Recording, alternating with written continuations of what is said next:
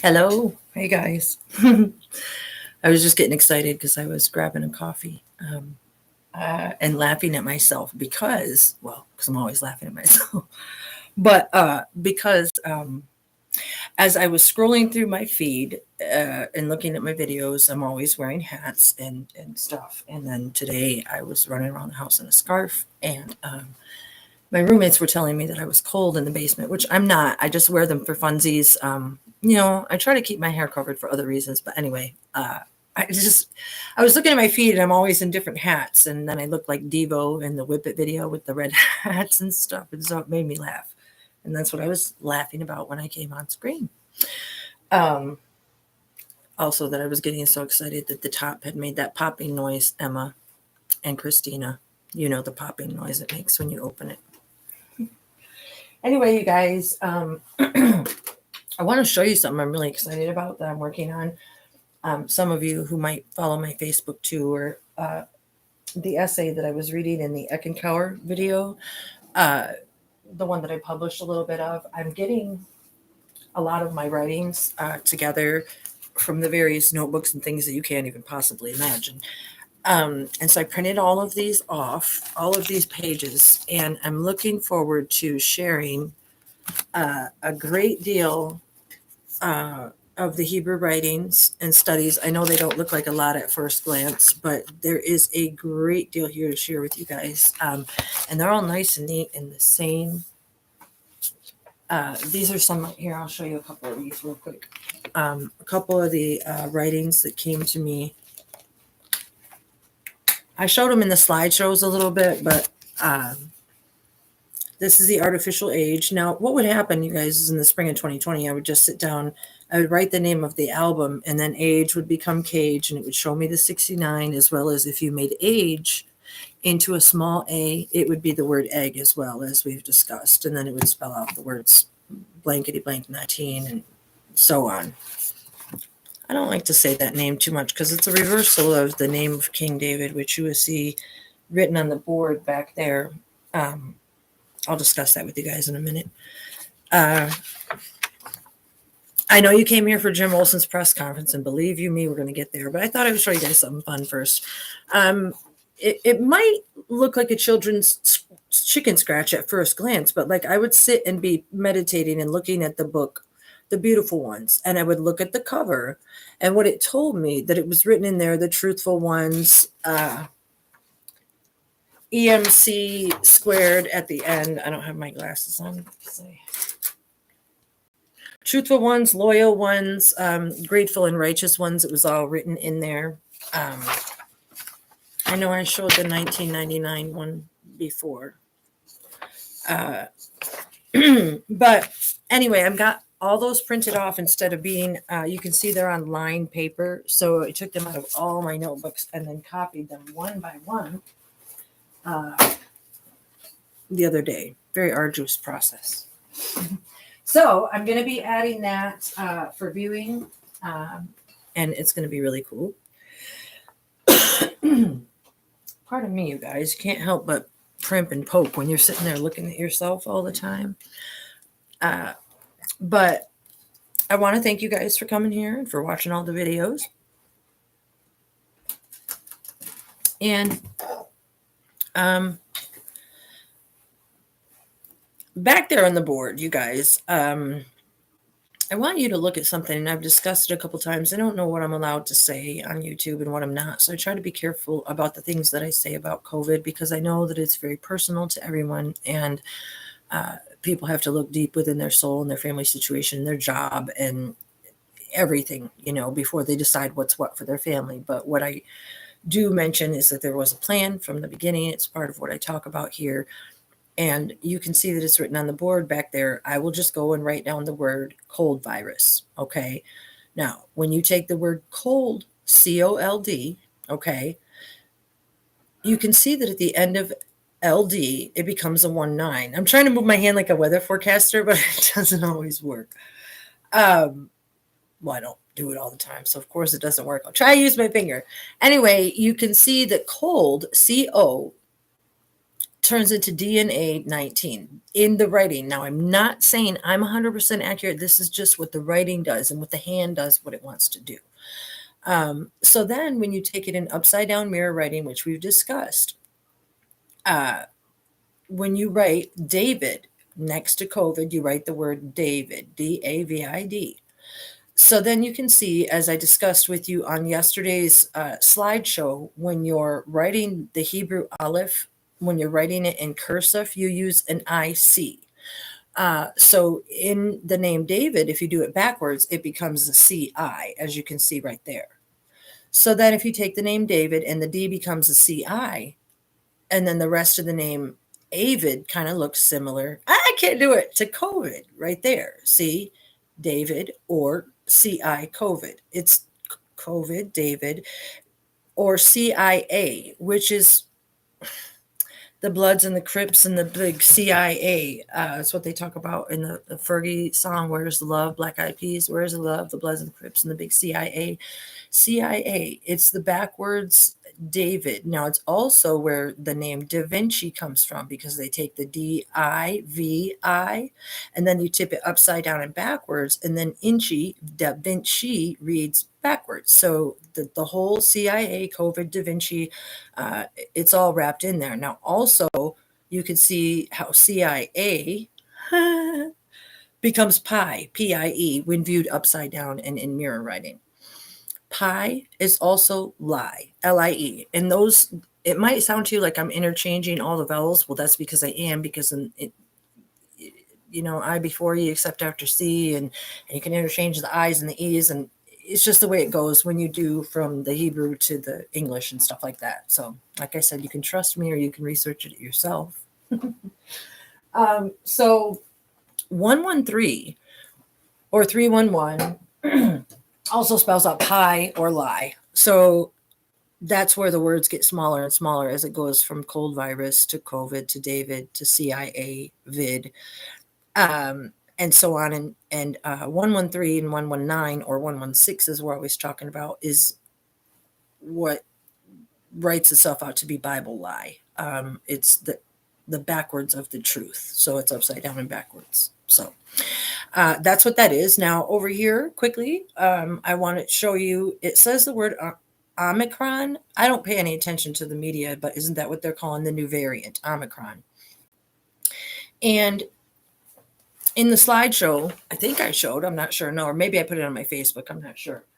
I was going through my pictures from my trip to Maui, and one of the pictures that I took, I came across a plaque that was a dedication to the Japanese immigrants who had immigrated to Hawaii, and there was a plaque, and it's where the big Buddha temple is in Lahaina. There's a big Buddha statue there, and the temple there, and I went in there and all that. But on the plaque, it said that it was to this guy. I don't know his first name, Masawa or something. I'm not sure. His last name is Omori, Omori, Omori.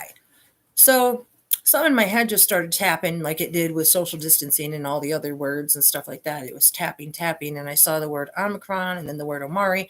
Now, what's interesting is the plaque was dedicated to this gentleman in June of 1968. So what am I saying? June 1968, you have 696, okay, 696, 69, backwards, 696, as well as 18, if you take the one in the leftover 8, which is another 666. So the fact that the plaque was dedicated on 6 of 1968 to this gentleman named Omari with the Omicron, and then also, I know I said that wrong. Also, I've been told this whole time to watch, the creator has told me and pointed out to me to watch the Oumuamua comet, which is called Oumuamua because it means first scout in Hawaiian. So all these things became very interesting to me with the when I was in Maui. Like I always say, I love all people. I'm not trying to be racist by saying Asian this or that or pointing out these things. It's just what's told to me. So I'm not here promoting hate or fear mongering or anything like that towards anybody, because I embrace all good, living, breathing, qualified souls. Anyway, so the fact that all those had the OM, Amuamua, Amori, Omicron, the 6 of 1968 with the whole 666 and the 8, the infinity, the 808, the Maui, all very concerning. And that's why it's up on my board, because in my writings and in my slideshows, you guys know that I spoke of, the Batman symbol in the World War III and the Antichrist situation and those type things. One moment. Mm-hmm. Thank you for allowing me to do that, because it's difficult to talk. I don't know how my Rabbi does it without drinking. I really don't. I have to. Because some of his videos are over an hour as well. So before I get into what I did, and it's really awesome, so hang in there, you guys. I broke down the whole Jim Olson doing the press conference on 4/22 of 2016, and have the answers to what he was lying about. So before I do that, I want to share another psalm. I like doing that. I don't read them nearly as often as I should, because my mind gets so busy with words. And also, I should have got a larger print Bible. That's honestly why I don't read it much more, because my eyes are always strained and the letters are quite small. But anyway, Psalm 103, you guys, by David. Bless Hashem, O my soul, and all that is within me. Bless his holy name. Bless Hashem, O my soul, and forget not all his kindness, who forgives all your sins, who heals all your diseases, who redeems your life from the pit, who crowns you with kindness and mercy, who satisfies your mouth with goodness so that your youth is renewed like the eagle. Hashem is the doer of righteous deeds and judgments for all the oppressed. He made known his ways to Moses, his actions to the children of Israel. Compassionate and gracious is Hashem, slow to anger and abundant of kindness. He will not quarrel for eternity, nor will he forever bear a grudge. He has not treated us according to our sins, not repaid us according to our iniquities. Even though we all seem to feel like we deserve to be repaid for the bad things that we've done, forgiveness is to be found, and more importantly, given. That's what hit me from reading that psalm is the word, people have to forgive each other. I know a lot of people are going to be celebrating New Year tomorrow, and I'm a bit concerned about things. I'm not here to preach any kind of prophetic stuff, because I myself don't know, and I kind of have to giggle at what I was doing last year, and that was on my Facebook. I thought, and I was being told and led with all the words to know and believe that something was going to happen on New Year's Eve, but I thought it was going to be last New Year's Eve. So I rushed on Facebook and I did this big video, and I'm going to laugh when I go back and watch it. So I'm not calling out that kind of stuff anymore, because everything for a reason, maybe some kind of test, maybe something. But it's funny to think about. So I don't know what you guys were doing, but I don't know if you ever consider prayer part of, bringing in your New Year's. But I think from the way that I used to feel personally about prayer, and I'm still uncomfortable with it, like out loud. I think when I stood in my life after life situation, I talked to the Creator. He said one of the things that I had to learn to do was to pray. My personal reason that I had a problem praying out loud. I never had a problem praying in my heart or mind or soul, or hearing that inner soul voice that I speak of, but I always had a problem bringing it out of my mouth, because I wasn't sure who I was talking to, for one, what name I was supposed to call on, so I tried them all. And like I said, I just trusted and knew in my heart, because I got answers. I could hear answers, that it didn't matter that if I was calling on the wrong name, from Jesus to Adonai to Elohim to like all the things, like I said, I went to the Kingdom Hall Church. I tried everything, but where I got most of my answers was standing in my backyard praying with the stars and looking at the clouds and laying at the beach and being with nature, as we've talked about. So what I mean to say is, you say the word praying to some people, I think that they cringe a little bit. They think, this person's here to sell something that I've heard before, and that's not me. So don't run away. I'm here to tell you that it's not as we've been sold. And you do have a link based on your DNA, based on your human self, based on your ability to just, even if you can't see here, even if you have mental illnesses, it doesn't matter. You have DNA, your pulse is vibing, you're listening to me. That means the Creator lives in you and you have a direct link to him and you can talk to him just like your best friend. You don't need to go into some little booth. You don't need somebody to stick a long microphone in your face, okay? You don't need somebody to come throw something at you that doesn't feel comfortable in your soul, okay? But the other thing you need to do is be real honest, okay? Be real honest. Now, there's my preachy preach for the day. That's about as preachy as I get, because that's what I tell myself, so it's what I'm going to tell you. So, thank you for listening. Anyway, that was pretty funny when I was doing that video the other day and I slipped and fell.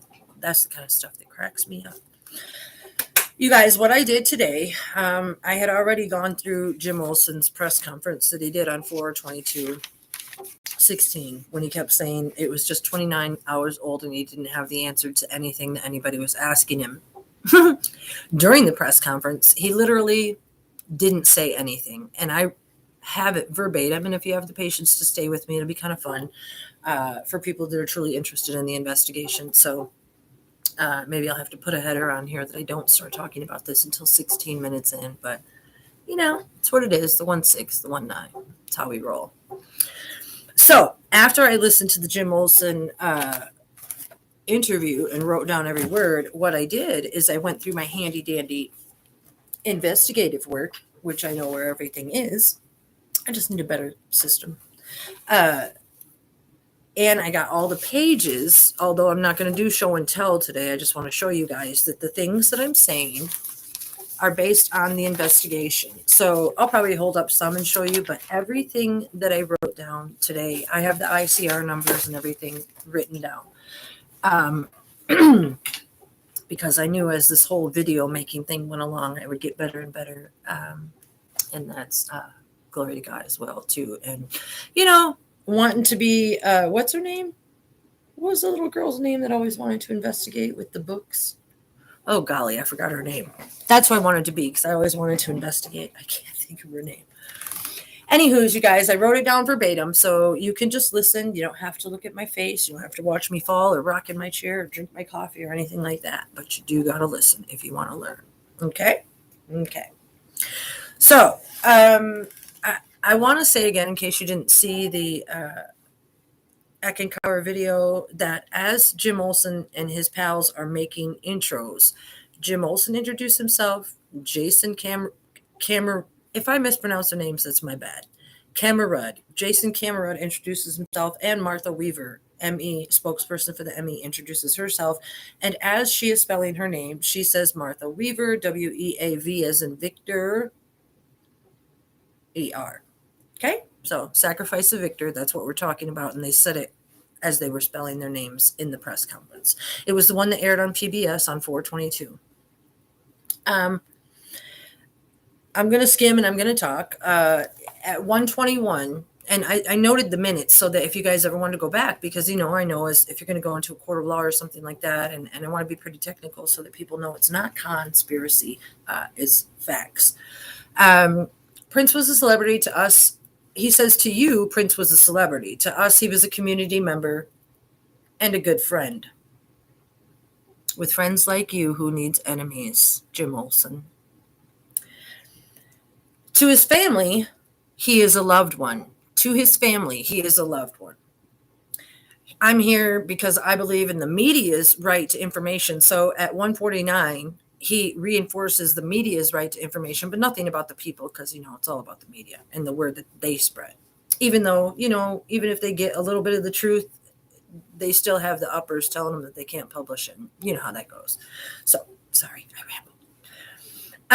So he kept saying that it was 29 hours ago, you guys, and continues to be under investigation. So I just want to say that 2 9s, 29 hours, everything comes down to math and gematria. 29 hours, 2 9s is 18, which is 666. It just is. You can say a girl thinks too much, but it's the truth. Now, at 2 minutes in, the statement actually begins as to what happened during the Paisley Park. And what I intend to do is let you guys know, because if you listen to the Eckankar video, then you know how 33rd degree masonry, I discussed that Disney programming, the mind alterations, and the deceit in the art of lying. What they do is they disguise their words. They layer their words so that they're telling half truths, or so that they can later go back and say, no, we told the truth because we said, etc. But like when you're reading your Bible, you can't just read it verbatim and get really what you're supposed to get out of it. You have to look deeper between the lines, and that's what I've done with the investigation, been shown to do. And so that's how all these things unfold too. So, and forgive me for wandering. He said at 9:43 they received a medical call for Paisley Park in Chanhassen. Okay. That Chanhassen, Carver County Sheriff's Office, and Ridgeview EMS all responded to the call. That's standard protocol, and it's not unusual at all to have everyone respond to a medical like that. So at 2 minutes, 24 seconds, what he's telling us is that Chanhassen, Carver County, and EMS all responded to the call, that it's not real unusual for everybody to be there like that. Okay. Now, after we go through the paperwork, you guys, we find out. It's and Jason Camrood. Now, as I went through the file, you guys, this is what I found. They did the cover-up goes so deep, like I always say, the plan of biblical proportions. Jason Camrood makes paperwork, which then you can take and see how Carver County took and cut and pasted from what he said and changed it. Now, let me share with you what I mean. 1 second. Camrood's statement reads like this. Okay. Jason Camrood's statement reads like this. At 4:21 on or about 9:43, sheriff's deputies were dispatched to a medical call at 7801 Audubon, Chanhassen. Okay. Now, Carver County changed that statement to read this. At 9:43, sheriff's deputies responded to a medical call at Paisley Park Studios in Chanhassen. They changed, Cameron went on to say sheriff's deputies and emergency personnel from Chanhassen Fire and Ridgeview Ambulance arrived about 9:48 and found an unresponsive male in the elevator. So Jason Camrood mentioned that they were dispatched to a medical call and that emergency personnel from Chanhassen Fire and Ridgeview arrived. Now, when Jim Olson, this one, they took out, they said when deputies and medical personnel arrived, they found an unresponsive male in the elevator. Why is that relevant, you guys? It's relevant because they don't want you to know, as I will show you later in the file, that Chanhassen Fire was there to begin with. Because, as I've told you before, the calls didn't start at 9:43. They started much earlier than that. So when Camrood wrote the file, he seemed to be telling the truth because he gave more descriptions and more notes about who was there. And then you can tell how Jim Olson's cut and pasted death investigation statement changes the information and who was there. Okay. So there's cutting and pasting going on of great proportions. All right. They said that, sorry, you guys, I should have did this just a little bit better. And I get all this paperwork around me, and then I get just a little bit lost. because I try to bounce back and forth, and I should just sit here and tell you, but I should just sit here and tell you. It irks me because people are always like, well, why don't you go by the file and blah, blah, blah. Listen, when they said they found an unresponsive male in the elevator, that CPR was initially started, but it was unsuccessful. You guys, I want to talk to you about something. Chief Johnson was the first person there. Let me back up to the notes I took on Olson. When he wrote, it says, he wanted to leave out the fact that Chanhassen Fire, specifically Fire Chief Donald Johnson, he arrived with Fire Marshal Mark Lifton. So tell me this. Donald Johnson and Mark Lifton, the fire chief and the fire marshal, were there first with EMS responders from Ridgeview. Now, as I've discussed before, Hennepin County was called in at 9:10. Todd Turpett was assigned at 9:10 to go help with a death investigation at the residence. So you've got all this questionable stuff going on and all these arrival times. Let me get back on track, you guys. Olson's statements. It made sense to me when I did it. I should have pulled those papers out of there. Listen, they said that they've identified him as Prince Rogers Nelson. But as I discussed with you guys a million times, nobody identified anybody because Hennepin County Crime Lab, their paperwork, they give the wrong driver's license, the Minnesota driver's license that would give him the last name of Rogers, not Nelson, because it begins with an R, 798. They describe him as 5'4" and 120 pounds, and anybody knows that that's not accurate. So thus far, we still don't have a body. So as far as identifying him as Prince Rogers Nelson, they can call him what they want, but it ain't happening.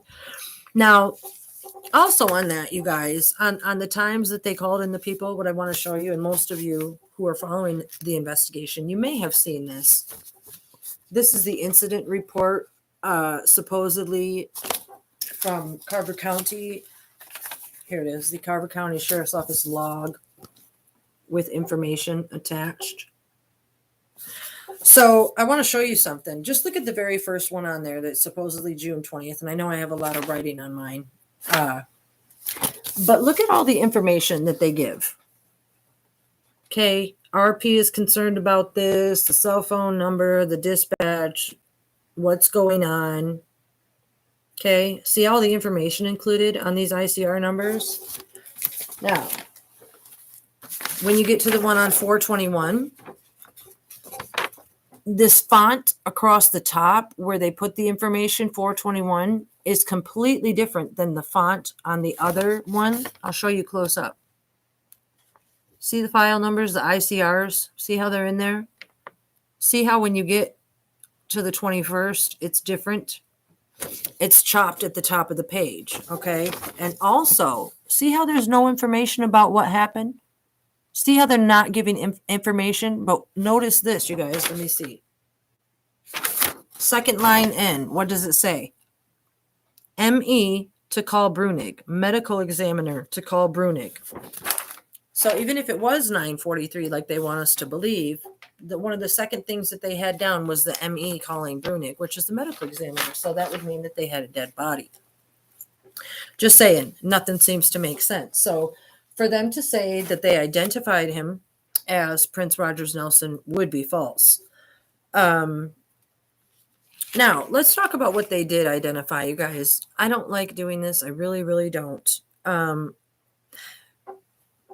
There's so many falsified. I did it. I nitpicked it because, like, you have to understand. I know I'm jumping around a little bit, but when Jim Olson says at 2:50, we have identified him as Prince Rogers Nelson based on the information I just gave you, as well as plenty of other information. Listen, I'm going to go over a couple of the things that the various agencies had to say when they arrived. And I think you guys will find this part quite intriguing. So even if I lost you for a minute, come back because I lose myself. I can't help it. Now, when Hennepin Well, let me just say Johnson. Let's go back to Johnson, because Chief Johnson, he was supposedly the first person on scene, the first person interviewed. Okay. So this is what he had to say, Chief Johnson. Okay. That as he got there, he was waved in by a gentleman in a black button-up shirt. Okay. And that it says in parentheses that based on later information that he thought he identified that as Andrew Kornfeld. But what I want to say is this. If we know that Chief Lifton and Chief Johnson got there way before Hennepin County was called and Todd Turpett was assigned at 9 o'clock. And like I discussed in one of the other videos, who's to say that the elevator fire alarm didn't get pulled and that's why they responded? But I think it was more than that, just a big plan. But anyway, Chief Johnson said that he saw the person in a black button-up shirt that he believed to be Kirk. And when he got there, that Kirk Johnson was grieving and said, I think he might be dead. Okay. This all is relevant to identifying Prince Rogers Nelson. Kirk Johnson was grieving. I think he might be dead.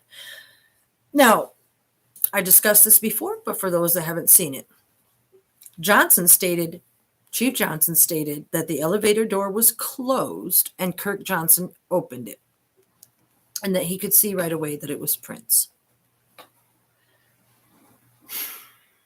Why was the elevator door closed if when Andrew, Kirk, and MERON got there, they found Prince? Okay, why was the elevator door closed? I don't want to get too far off, so I'm going to stay on track. Hi, Elaine. So anyway, that is as far as that elevator. So Johnson said that Prince was lying. These are his words verbatim from the paperwork.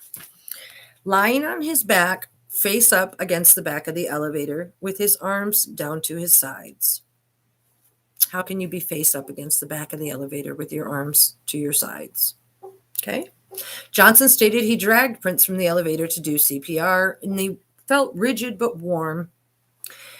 He said he wouldn't have pulled him from the elevator if he thought he was dead. However, Kirk already said, I think he might be dead. And the person who they assumed to be Andrew on the way in already said, I didn't start CPR. And in another file, it says that he said, I think he might be dead. And also on the 911 call, it says he's dead. So still with the rigid body, they drag him out from the elevator. And Johnson says that he didn't know if it was from the radiant heat in the elevator, which I have to stop and pause and wonder, why was there radiant heat in the elevator? Was it because there was a fire? Because radiant heat could be caused in an elevator from a fire. So again, what was the fire doing there? Because it's normal, because Jim Olson said it's normal for everybody to respond like that. Yeah, that's what he said. I don't like his face, sorry. Some people I can talk about without feeling too bad, but I will try not to do that. So listen, Chief Johnson further said that he did not recall a rug, but believed it could have been in the elevator when they pulled Prince out. So Chief Johnson, he's a chief. He's been a chief. You have to be a fireman for a long time to be a chief. And, you know, when you get to Prince's place and you pull a stiff body out that's still warm, you know, you think about doing CPR, but everybody else said he was already dead. So, you know, you just kind of pause and wait and don't know what to do. And he doesn't recall a rug, you know, with all that expertise, but it could have been in the elevator when he pulled Prince out. He didn't arrive with him dead on a crumpled up elevator for Hennepin County to take pictures of and post in the media. Anyway, continuing on, ICR number 1604509 from Hennepin County as to body positioning says this. After Johnson already said that he was face up against the back of the elevator, arms down to his sides, Hennepin County crime scene gets there to take pictures, and they have this to say in their file. Prince was on his back outside the main elevator, on his back outside the main elevator in the main entrance of the residence. Okay. That's interesting because the other one goes on to say the elevator by the main lobby, not the main elevator, main residence. So there's a huge difference. And like I show you in my other pictures, one elevator is stainless steel and the other one's kind of pinky colored on the inside. So we're talking about two different everything. So anyway, so he was on his back Okay.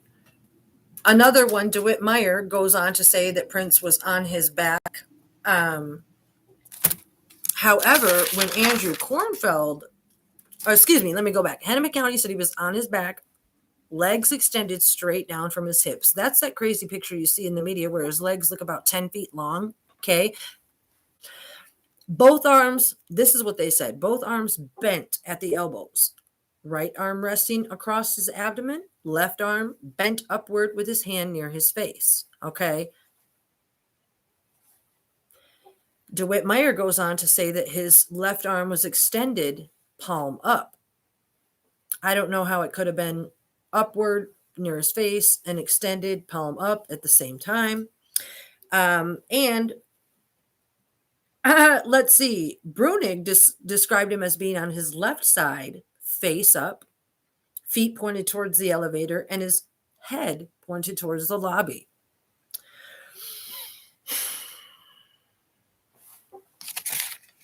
Right arm draped across his abdomen, left arm resting on the floor at a 90-degree angle. Do you guys know what a 90-degree angle from your body is? It's like your arm is up like that, like you're doing a Hail Hitler type thing, okay? If you look at all the pictures that are available on the media these days where they always got P standing at a mic with his arm up like that, because always, throwing up like that to God, stuff like that. Pictures can be taken with an arm, and as I discussed before, and I don't like to because it's morbid, but when you move a post-mortem body around and pose it, the limbs tend to get more stiff as you go along, and to make them malleable, perhaps that's why the heat was turned up so high and stuff like that. So as I said, I don't always like to talk about those things, but I have to. So what I'm trying to say, you guys, is that when Jim Olson says that they identified him as Prince Rogers Nelson 29 hours into the investigation, granted, these people's files that I've gone through, they weren't written at that time, but don't tell me they didn't know what I'm telling you. You know what I mean? And that's to further show you that it's a cover of biblical proportions. Okay. The other thing I want to talk about, you guys, is the clothing, because, oh, golly, let's see. Hennepin County says, they're the ones that said he was the main elevator to the residence, that he was wearing a gray shirt under a black shirt. Okay, that's what the file says. You would assume that Hennepin County crime scene investigators, who only do emergency expedited rush situations under dire conditions, from what I researched on their website, gray shirt under a black shirt. The black shirt was torn halfway down, and he had a disheveled rug underneath him. Okay. Now, DeWitt Meyer had this to say about the clothing. He was wearing a black Under Armour jacket, not a gray shirt under a black shirt, but a black Under Armour jacket, a zip-up light jacket. He called it a Under Armour light zip-up jacket, so he's pretty specific, and black nylon pants. Far cry from a gray shirt under a black shirt.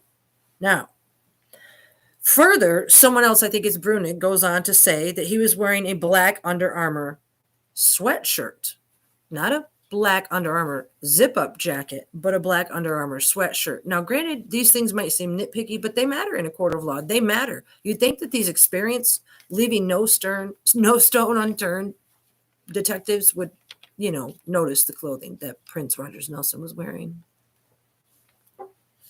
Like I said, I raised 3 daughters, and my son is 18. I was a very nice mom, but, don't try to lie to me. It can't happen. It cannot happen. Anywho's, also on that, you guys, it's well known that KIRK, when they're doing the walkthrough and everything like that, that they say that Prince was found wearing the same clothes that he went to the doctor in the day before. So let's all just stop and think for a minute. Those pictures where they have Prince walking around outside of Walgreens waiting for those drugs. Well, he's wearing black long pants, probably some black shoes, and golly, I don't know. You think he's wearing a black Under Armour sweatshirt underneath there? Some black ankle socks with those high-heeled shoes that he wears? No. So why do they say that he's found wearing the same clothes? Okay, because if you look at the pictures on the media, he's got the cut off, pants, the ankles, whatever they can say they're pushed up or whatever. But he wasn't going to be sporting no Under Armour hoodie or black or gray sweatshirt. It ain't going to happen. So answer that. Anyway,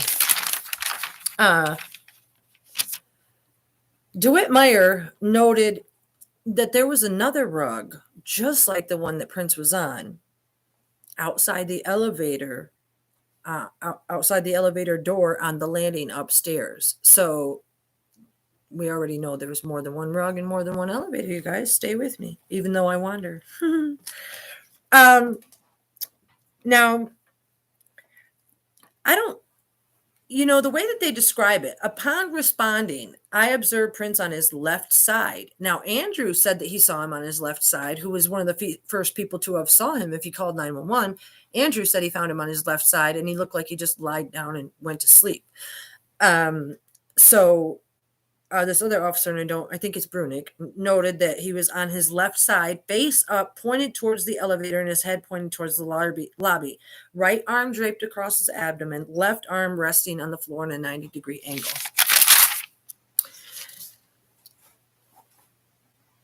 I always think of the song New Position when I hear that, and that was always like one of my favorite funky songs, but now that's all I think about is the new position. Like how many different positions, how many different officers, and we all know that he was found to be wearing his clothes backwards at the corners, which I have that paperwork right here too. And I don't want to sound redundant. We've discussed it before. I'm just going to assume that, each video is new, I guess, and try to give the same information, but not be too redundant.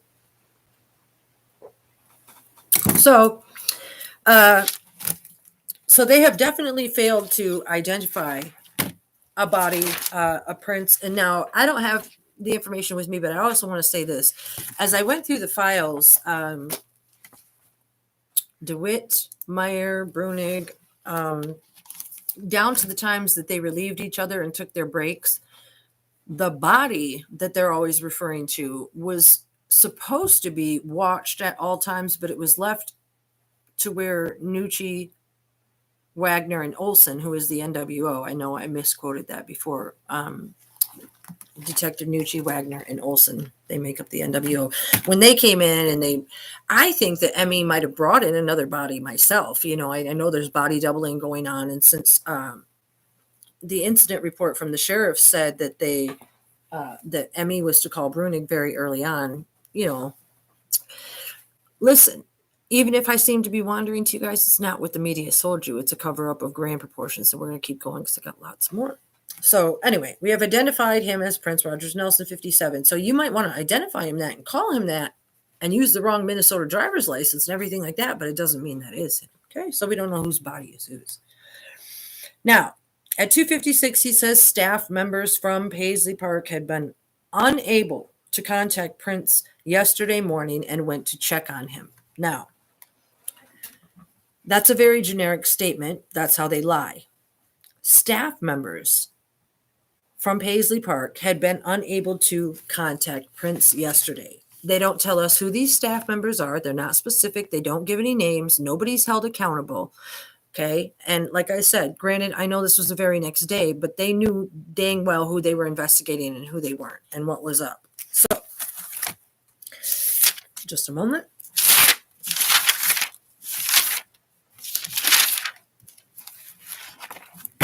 Lost my spot. Sorry. Let me just go back here because dang it, I don't want to jump around. Because I know this stuff by heart and I'm just sick of jumping back and forth. I do it to jog my own memory, but when they said that the staff members were unable to contact him, they're accountable for letting us know who those staff members were. Okay. When you go back and you do the investigation, you find that I'm going to start with Andrew Kornfeld.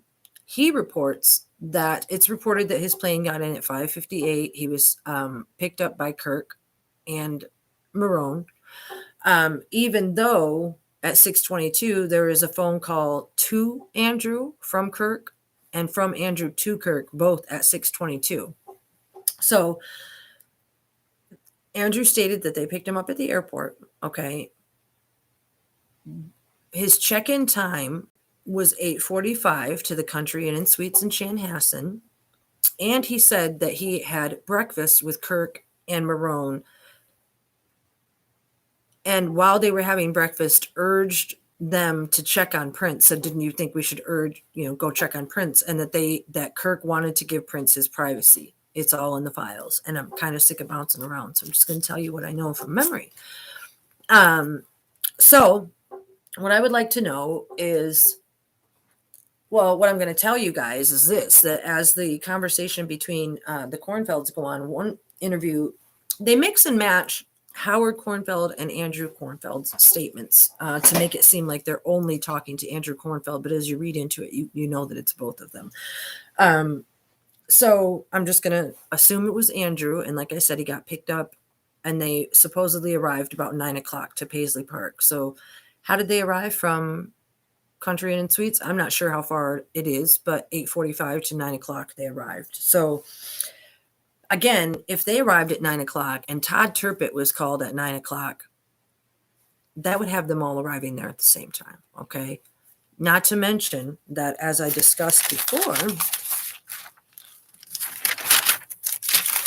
KIRK and Dr. Schulenberg were known to be texting at 8:15, and Schulenberg said that he was texting KIRK to see if he was still in town, and he said, "I'm here with Prince, waiting for him to wake up to give him something to take the edge off, and the other doctor is here to help."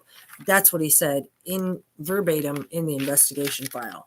So realistically, we don't know if that was 8:15 at night or in the morning. It's all pretty shady. Sometimes they use military time, sometimes they don't. So one would be pretty confused when reading the file.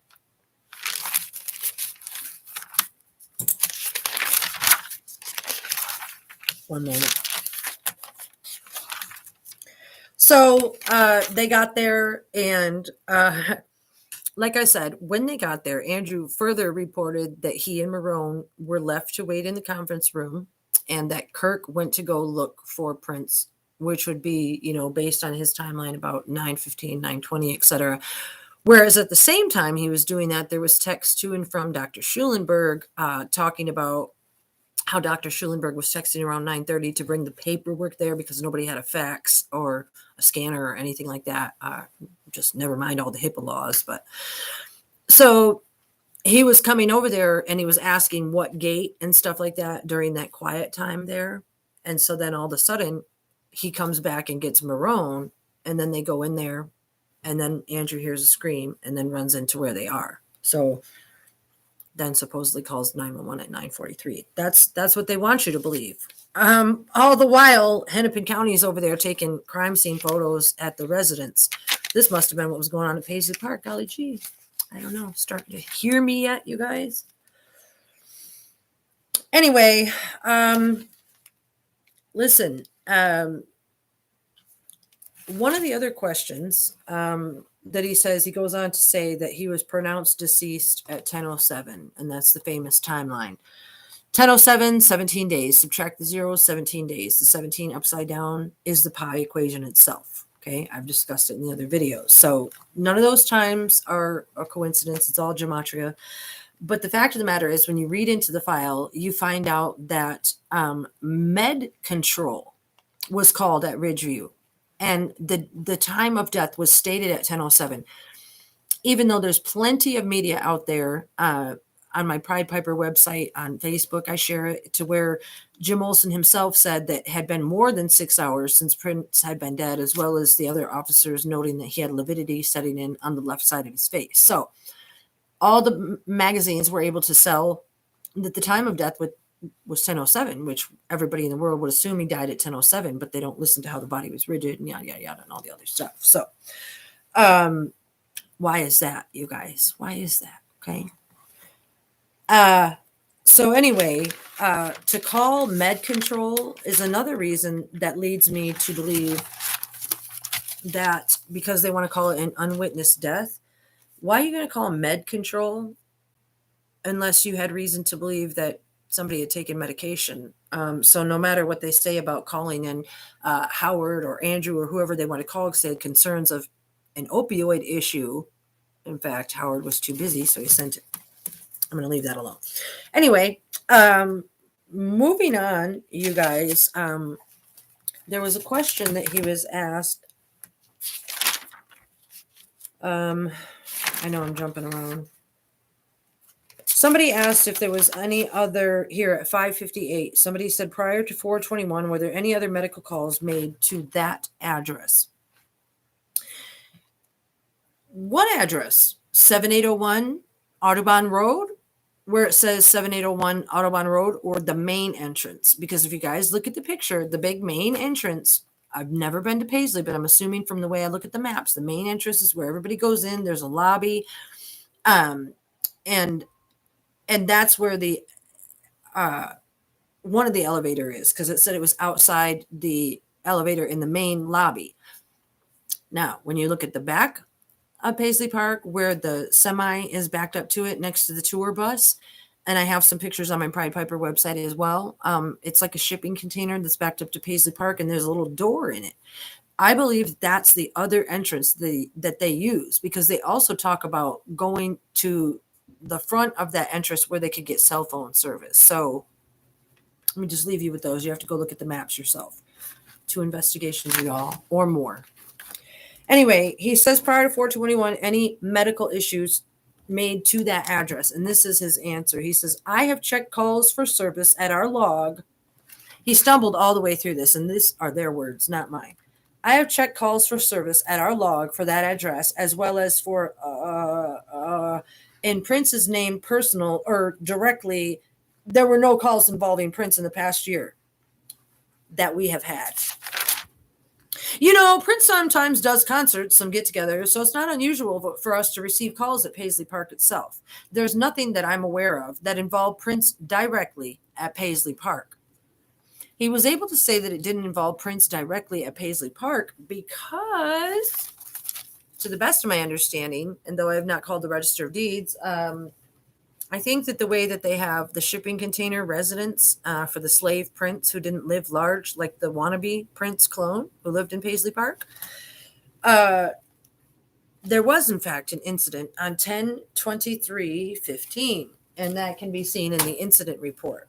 And from that incident, you guys, which is available in the file as well, it reads this, which Jim Olson just lied about because, of course, being the sheriff of Carver County, he would have no idea.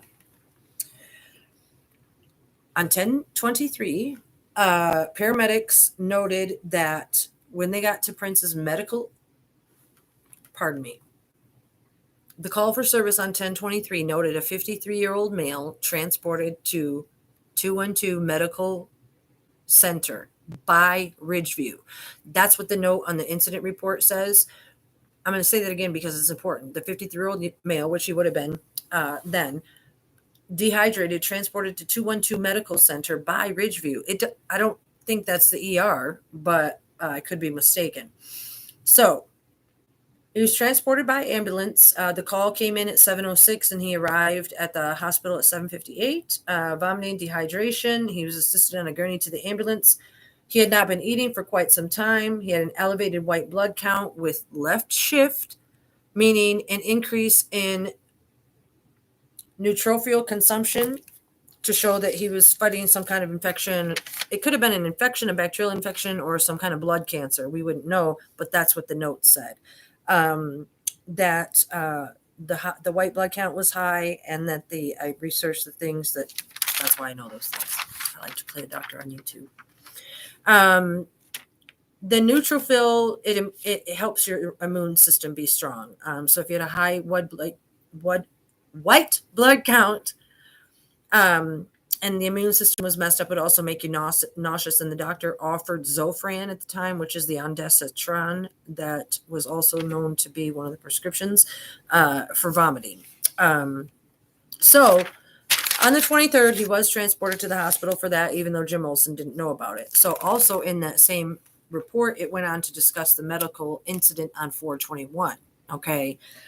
On 4/21, the paramedics, the EMSs, noted this. that Prince's eyes were closed. The other file already said the eyes were partially open and the mouth closed, which is, how could you do CPR with a closed mouth? Liars. Okay. Anyway, the paramedics report said eyes closed, and also vomit in his airway. That means that nobody tried to do CPR, because airway, breathing, circulation, CPR. Okay. Nobody did it. And why would they on a stiff body? Anyway, the file went on to say there was the eyes, the vomit, and the airway.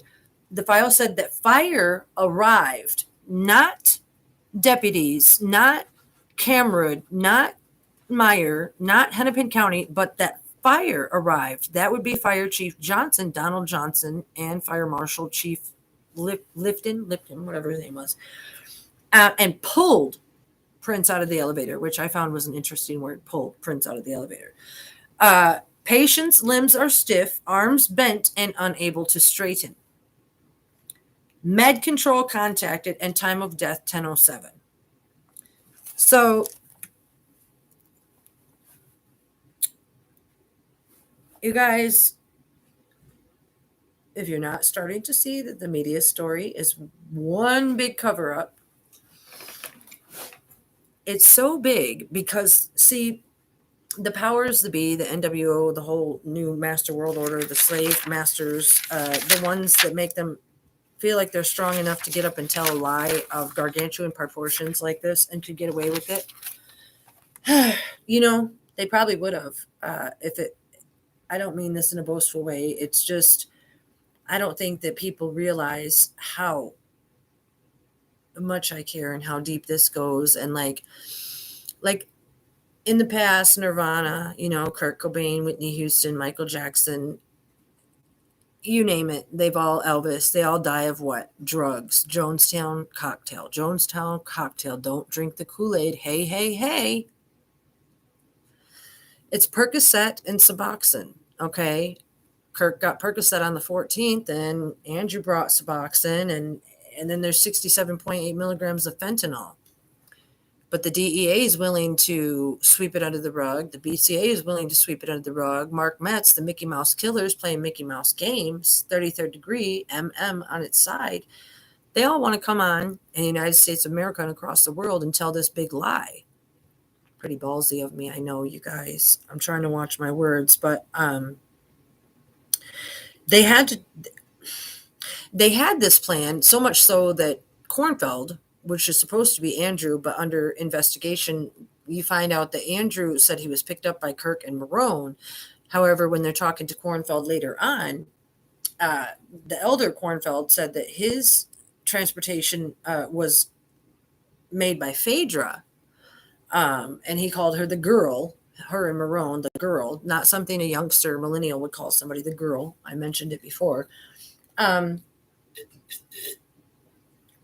I don't know, you guys. I don't know if it matters to you guys as much as it matters to me.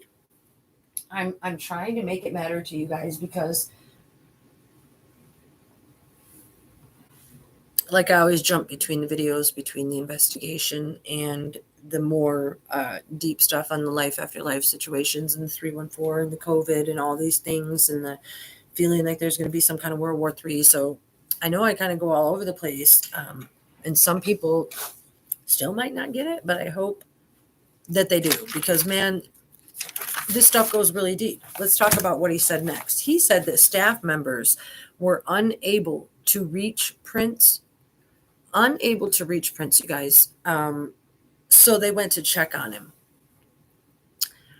Why did Olson say that when clearly the plan was sold that PHADRAE did a conference call with Howard and Schulenberg the night before, and they were all in such this big rush to get Prince saved and everything like that? So why does he say that they were unable to reach him? First of all, why would he have been left alone, et cetera, et cetera? He wouldn't. Which is why, I'll get to in a minute, that there was an email stating, we have a doctor, it says, we have a doctor working all care in-house. And I'll get to that in just a second.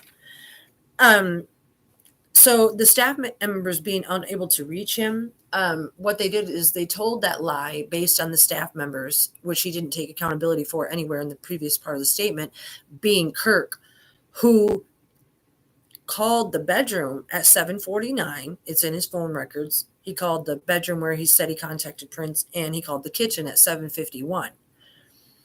What I would like to know, he might have, and then his next phone call, sorry, was at 9:44. That was supposedly a minute after Kornfeld called the 911. He called PHADRAE. So anyway, at 7:49, 7:51, they established that they tried to contact Prince, that they couldn't reach him. That's how they do that.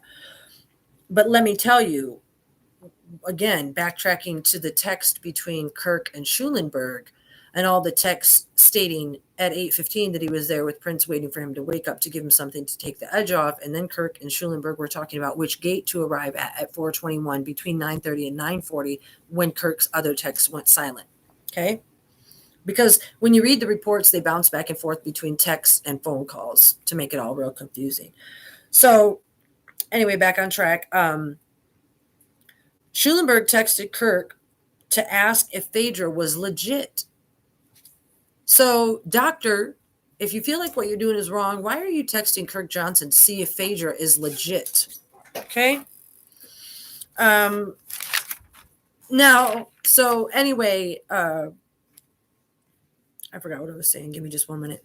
Oh, so they want everybody to believe that the last time that Prince was seen was at 8 o'clock when he was dropped off. I think I saw on TMZ that Harry Levin said, oh, we don't know who dropped him off, but you read the files, you find out that it was supposedly KIRK after he took him to the doctor, and Ray Roberts was sitting there at the gate waiting to get into the gate. He was there at 7:45, and he said that when KIRK and Prince got back from the doctor in the big black Escalade car, that he was in the passenger side window, and the window went down, and Prince made a hand motion and waved him in.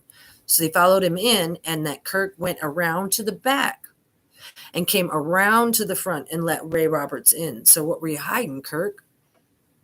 It reminds me of one of those cartoons where they roll down the window and pick up the person's arm and do one of those things. That's what I'm visualizing.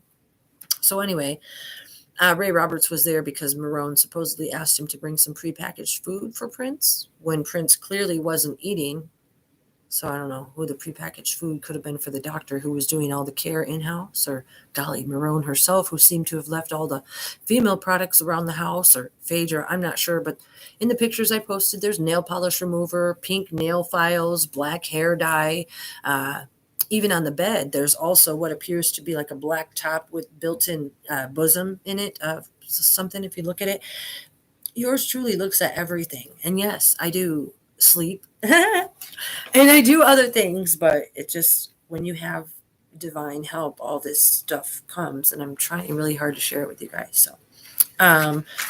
So they try to establish the last time it was seen was 8 o'clock. But what I've discussed with you guys before is when you go through the reports, you see that the officers noted that at 8:03, that a Prince, they don't say which Prince, but that Prince responded to PHADRAE saying, done, thanks. So that would make him still alive at 8:03. But that done thanks was supposedly in response to her asking for 60 grand or something like that. Now, but what they don't tell you in the media is this, you guys. At 4 p.m. on 4/20,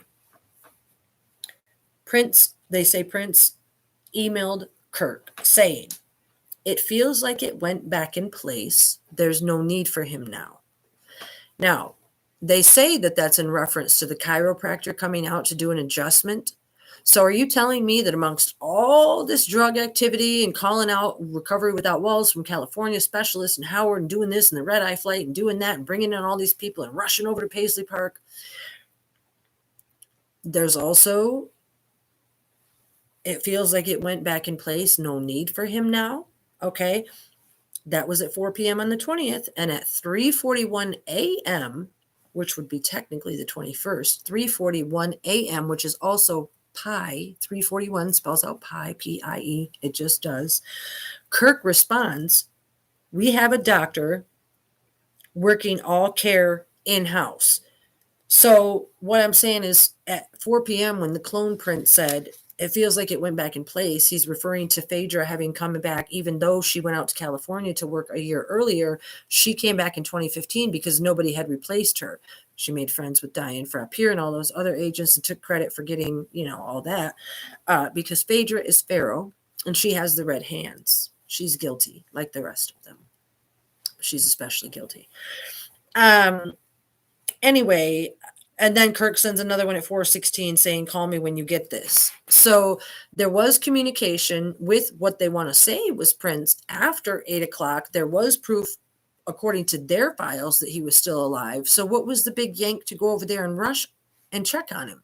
And why did Andrew say that they leisurely had breakfast first and that he told them that he should go check on him? And then when he got there, that he was left in a room while Kirk went to go check on him. Okay. None of it makes sense, you guys. Not a damn bit. Okay. So then Olson says at 3:05, they found him unresponsive and called 911. They absolutely fail, you guys. They fail at proving who called and that it was actually Andrew that called 911. They did that so that they could use the Good Samaritan law to get him off because he actually brought drugs to the scene, whether it was for a good or bad purpose. I haven't deciphered yet, but he brought the drugs to the scene and they said that he made the 911 call because that way they could use the Good Samaritan law and get him off for everything else that they did. But that doesn't work because he wasn't the first person that found him. Go look up the Minnesota Good Samaritan law. Andrew doesn't qualify. Okay. Andrew Kornfeld said that MERON and KIRK set up his hotel, that they checked Andrew into the hotel but didn't go into his room. He said that they had breakfast with him before going to meet with Prince. And I'm like, yeah, after the red eye. And like I said, after all that, 15 minutes later, he heard the scream and he ran into the place where he heard the scream and he saw Prince lying on his left side. Looks like he just laid down. So who was the first person there? What position did they see him in? How many stones do we have left to unturn? I'm just going to go back to Jim Olson's statement that he said there should be no, I can't read my own writing. Jim Olson said at 3:27 that there should be no inference that we ended up contacting the Hennepin Crime Lab. There should be no inference taken from that. He specifically said there should be no inference taken from the fact that they contacted the crime lab. Well, why is that? I mean, why? Don't take any inference from what we're saying. He said at 3:41, we finished our processing late yesterday, and after that, turned Paisley Park back over to Prince's representatives. What they don't tell you is that when they want you to believe that they arrived and that they took Kirk and MERON and Andrew for interviews. But what they don't tell you in the media is that Kirk, he's called Protocol 7, the number 7, securities manager. He's called Paisley Park Security. He's called Prince's manager. He's long story longer, he had keys to Paisley Park. So instead of being interviewed as a witness, like there's a little bit of interview, and we'll do a video specifically on Kirk. I know he pled the fifth, but before that, he did give out a lot of information in the file that I have. We need to talk about him specifically. But instead of him being taken down to Chanhassen and interviewed like the rest of them, he actually led the police around Brunig, Horvath, whoever else was there. He led them around and did the sweep to make sure nobody else was there. Well, why are you making sure nobody else was there and taking one of the witnesses there with you? Like, shady. Okay. You guys, everything he was being asked, he kept saying, because this is an ongoing investigation, I will not be answering questions about when somebody asked if there was a suicide note. He said, I'm not going to be answering questions about what might have been taken from the scene. They kept saying that there's no obvious signs of trauma to the body. Rigor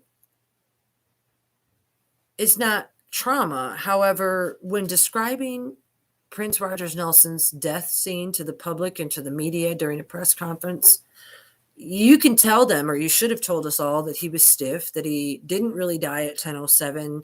And they say that there's no obvious signs of trauma because with the suicide, they have to figure out the cause and the manner of death. And at that point, they didn't know that they were saying that there was no obvious signs of trauma because the person was dead.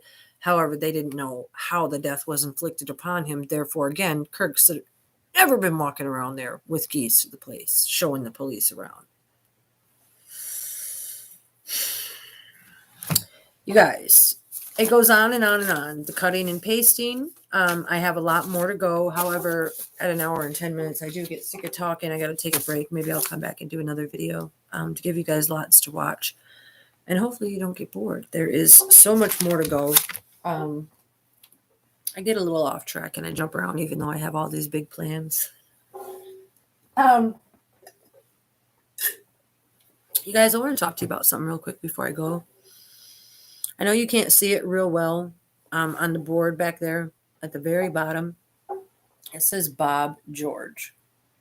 You have to be an old school funk fan, purple hippie like me, to really know, to love Sexy Tour, use Bob George, wear the big glasses, and,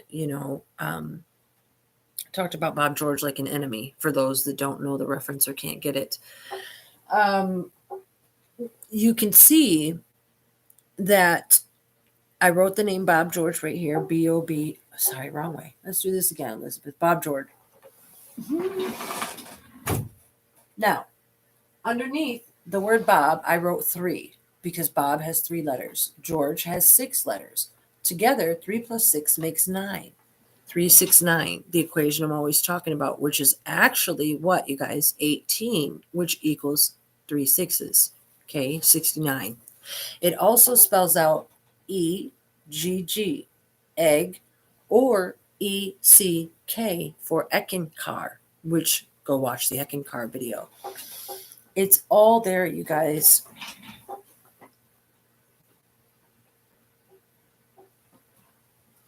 Again,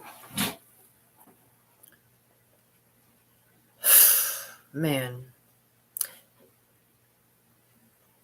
this is one of my favorite things. Let me show you this before you go. Before I go. What this is, you guys, is let me take it out so I don't have to fight with the glare. One moment. This is one of my favorite things.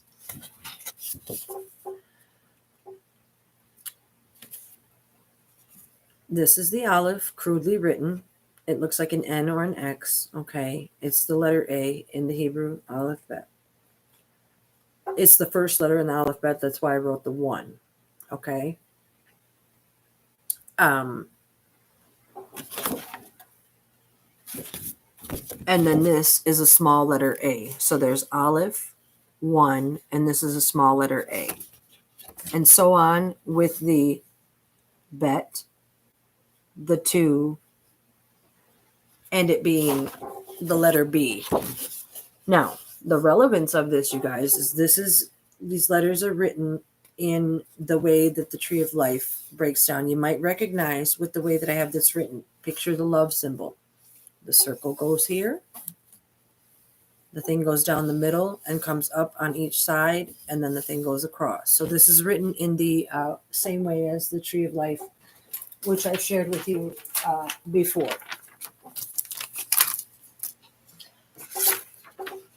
Let me show you just a second. If you were to take this symbol and lay it on top of here, you can see the same motion, okay? Because it's the way the Creator created with the language.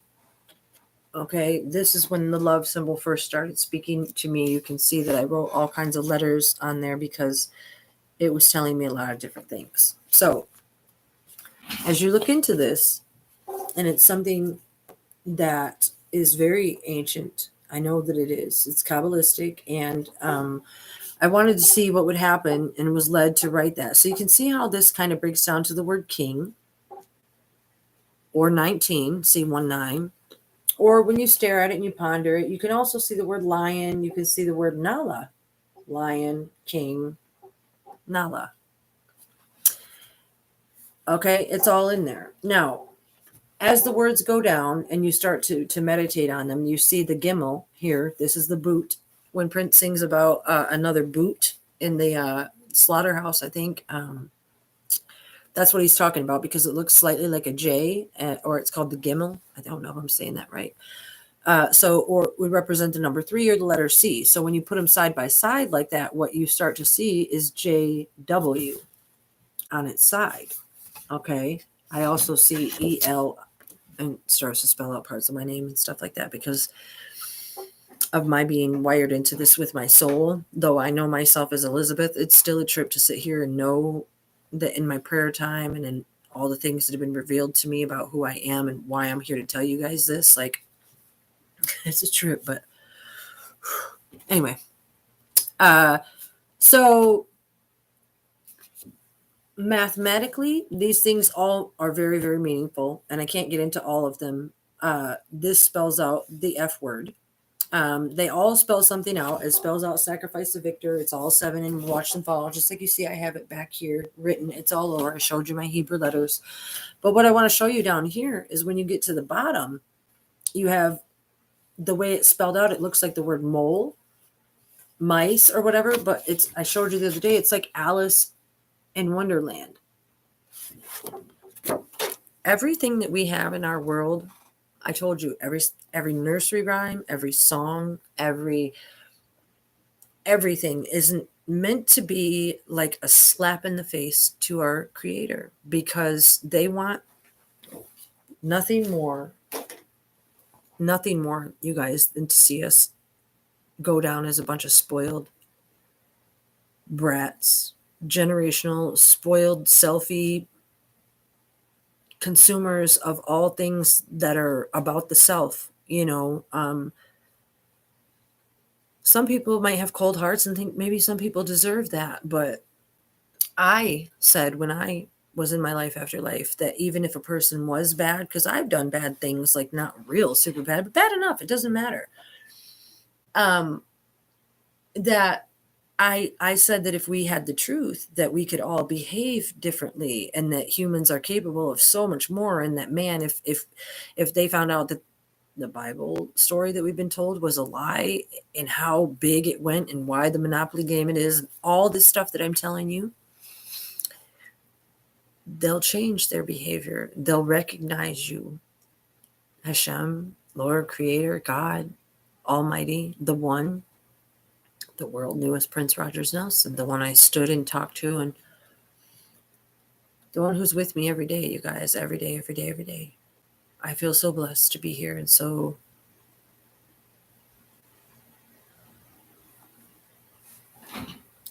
it's too big for words sometimes. I can feel my cheeks getting hot.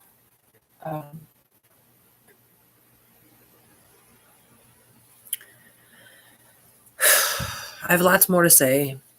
I think I'm talked out again. So I appreciate that some people came here to see this video tonight. Messages held for review and so forth. I can't really respond to them while I'm talking, because then I'll get even more distracted, and that won't be good for anybody.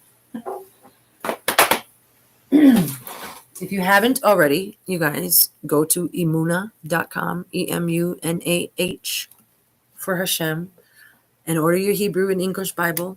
Order it in large print so you can see. Tell me what you want to hear about next. Tell me what your questions are. Tell me if you want to know about telephones, telecommunications, maps, drawings. What is it that you want to know that will settle your mind and help you know that this plan of biblical proportions to cover up the true nature of our Creator, so that another one could be introduced to a whole new society with the brainwashings, Independence Day stick thing. It's all pretty big, you guys. I just have to find a way to make it fun to listen to, I guess, and tell the truth at the same time. And I can only do that by being me. So thank you as always for listening, and I'll see you back. Believe it. Trust and believe.